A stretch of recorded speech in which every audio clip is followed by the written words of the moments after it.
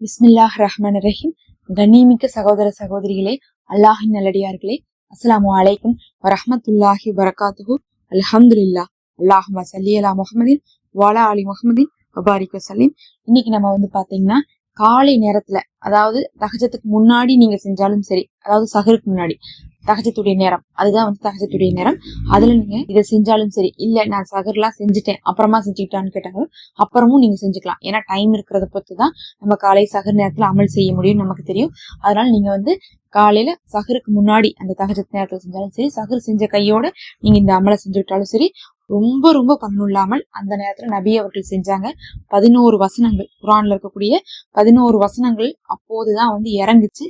அந்த வசனத்தை ஓதி நபி அவர்கள் அழுதுட்டு இருக்காங்க. அந்த சமயத்துல அங்க பாங்கு சொல்லக்கூடிய பிலால் ரலியல்லாஹு அன்ஹு அவர்கள் கேக்குறாங்க, பாங்கு சொல்ல வராங்க. நபி அவர்கள் அழுதுட்டு இருக்காங்க, துவா செஞ்சுட்டு இருக்காங்க. யா ரசூலல்லாஹ், நீங்க ஏன் அழுகுறீங்க? உங்களுக்கு அல்லாஹ் எல்லா பாவத்தையும் மன்னிச்சிட்டான், அவ்வளவுதானே, இனி நீங்க அழுகிறதுக்கு எந்த ஒரு தேவையும் இல்லையே அப்படின்னு கேக்குறாங்க. ஏன்னா அப்ப எல்லாம் பாத்தீங்கன்னா நம்மளே மாதிரி இந்த உலகத்துக்காகவோ வாழவே கிடையாது. அவங்க இங்க காசு இல்லைன்னு அழுகல, இங்க சாப்பாடு இல்லைன்னு அழுகல, மறுமை நல்லதா, அல்ஹம்துலில்லாஹ் என் வாழ்க்கை முடிஞ்சு நான் வெற்றி பெற்றேன்னு சொல்லிட்டு திருப்தியோட வாழ்ந்துட்டு போனாங்க. நம்ம உலகத்துல அவ்வளவு கஷ்டம் அல்லாஹ் கொடுத்தாலும் எனக்கு மறுமையில அல்லாஹ் சொர்க்கத்தை கொடுக்குறேன்னு சொல்லிட்டான் அப்படின்னு சொல்லிட்டு நம்பிக்கையா வாழ்ந்தாங்களாமா. அதனால அவங்க கேக்குறாங்க, மறுமை உங்களுக்கு உறுதியானது தானே, ஏன் நீங்க அழுகுறீங்கன்னு கேக்குறாங்க. ஒரு வாஸ்தவமான கேள்வி.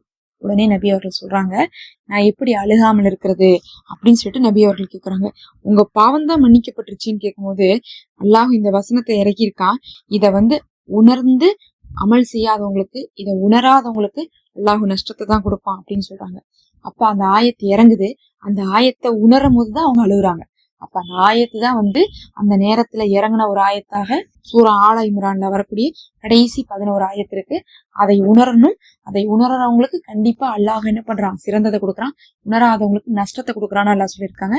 இந்த நேரத்துல அந்த ஆயத்தை ஓதுங்க. இது காலையில இறங்கின ஆயத்து, நபி அவர்கள் காலையில ஓதுன ஆயத்து, அதை ஓதி அழுத ஆயத்து.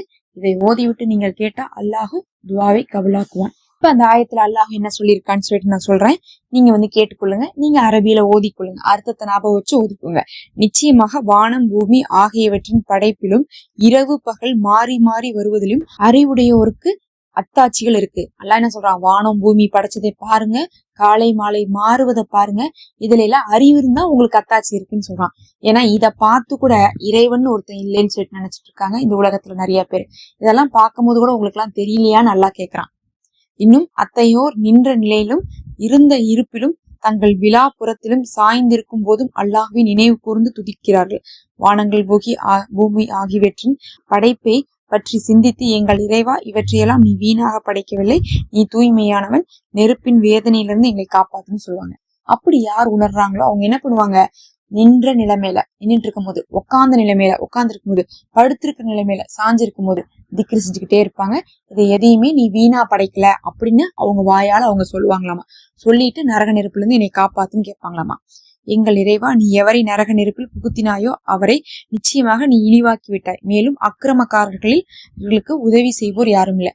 யார நீ நெருப்புல போட்டியோ அவங்க யாராயிட்டாங்க, இழிவானவங்களா ஆயிட்டாங்க. அவங்களுக்கு யாரும் உதவி செய்ய மாட்டாங்க அப்படின்னு நம்ம சொல்லுவோமாமா. எங்கள் இறைவா, உங்கள் இறைவன் மீது நம்பிக்கை கொள்ளுங்கள் என்று ஈமானின் பக்கம் அழைத்தவரின் அழைப்பை செவிமடுத்து நாங்கள் திடமாக ஈமான் கொண்டோம். எங்கள் இறைவா, எங்கள் பாவங்களை மன்னிப்பாயாக, தீமைகளை அகற்றுவாயாக, எங்களுடைய ஆன்மாக்களை, சான்றோர்களுடைய ஆன்மாக்களை கைப்பற்றுவாயாக. அப்படின்னா என்ன அர்த்தம்னா, நம்ம நபிமார்கள் சொன்னோன்னுமே நாங்க பின்பற்றினா ஈமான் கொண்டவர்கள், அதனால எங்க பாவத்தை மன்னிச்சு நல்லடியார்களோடு எங்களை சேர்த்து வைன்னு நம்ம சொல்றோம். அதுக்கப்புறம் எங்கள் இறைவா, இன்னும் உன் தூதர்கள் மூலமாக எங்களுக்கு நீ வாக்களித்ததை தா. அதாவது அல்லாஹ் என்ன வாக்களிச்சான், மறுமை நாளை பத்தியும் சொர்க்கத்தை பத்தியும் சொல்லியிருந்தான், அதை கொடுக்க சொல்றோம். கியாமத் நாளில் இழிவுபடுத்தாதே, நீ வாக்குறுதிக்கு மாறு செய்யக்கூடியவன் அல்ல அப்படிங்கிறோம். அடுத்தது, ஆதலால் அவர்களுடைய இறைவன் அவர்களுடைய இப்பிரார்த்தனையை ஏற்றுக்கொண்டான். இத ஏத்துக்கிட்டான் அல்லாஹ். இப்படி ஒரு சமுதாயம் கேட்டாங்க, அதை அல்லாஹ் ஏத்துக்கிட்டான். உங்களில் ஆணோ பெண்ணோ எவர் நற்செயல் செய்தாலும் அவருடைய செயல் வீணாகாது. ஆணோ பெண்ணோ அது ஏத்துக்கப்படும். ஏனெனில் ஆணோ பெண்ணோ யாராக இருந்தாலும் ஒருவருக்கு ஒருவர் சமம்தான் அல்லாஹ் சொல்றான். எனவே யார் தங்கள் வீடுகளில் வெளியானார்களோ, மேலும் வெளியாக்கப்பட்டார்களோ, பாதையில் துன்படுத்தப்பட்டார்களோ, போரிட்டார்களோ, போரில் கொல்லப்பட்டார்களோ, தீமைகளை அவர்களை விட்டு நிச்சயமாக அகற்றி விடுவோம். அதாவது யாரெல்லாம் ஷஹீதானாங்களோ, இஸ்லாத்துக்காக தியாகம் பண்ணாங்களோ அவங்களுக்கு அல்லாஹ் ஷஹீதுடைய அந்தஸ்தை கொடுக்குறான். இன்னும் அவர்களுக்கு கீழே ஆறுகள் ஓடும், மறுமை நாள்ல சொர்க்கத்துல அனுப்புவோம். இன்னும் அவர்களுக்கு நிறைய நன்மைகளை கொடுப்போம், அவர்களுக்கு அழகிய சன்மானங்களை கொடுப்போம் நல்லா சொல்றான் சுப்ஹானல்லாஹ். இன்னும் காஃபிர்கள் தான் நரகத்துல இருப்பாங்க நல்லா சொல்றான். இன்னும் அற்ப சுகத்துக்காக வாழ்ந்தவங்களுக்கு மறுமையில நரகம் தான் கிடைக்கும். ஆனால் யார் அல்லாஹ்வுக்கு பயபக்தியோட ஓதுனாங்களோ வாழ்ந்து வந்தாங்களோ அவர்களுக்கு ஆறுகள் ஓடும், ஆசைப்படக்கூடிய சொர்க்கம் கிடைக்கும் நல்லா சொல்றான்.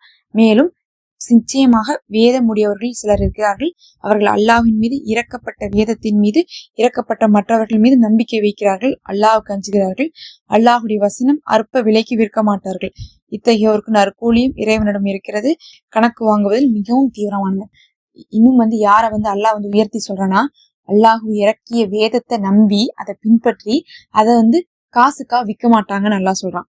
அப்படிப்பட்டவங்களும் சொல்றான். காசுக்கா விற்கிறதுனா பொய் சொல்லக்கூடாது, ஏமாத்தக்கூடாது, தீனுடைய விஷயம். இன்னும் முஃமின்களே பொறுமையோடு இருங்க, சகித்து கொள்ளுங்க, பலப்படுத்தி கொள்ளுங்க, இன்னும் அஞ்சி கொள்ளுங்க அப்படின்னு சொல்றாங்க. அல்லாஹ் உங்களுக்கு வெற்றி நிச்சயம் நல்லா சொல்றான். எவ்வளவு அழகா இருக்கு பாருங்க. இதை விட எந்த ஒரு வசனத்தை நீங்க காலையில ஓதிட முடியும்?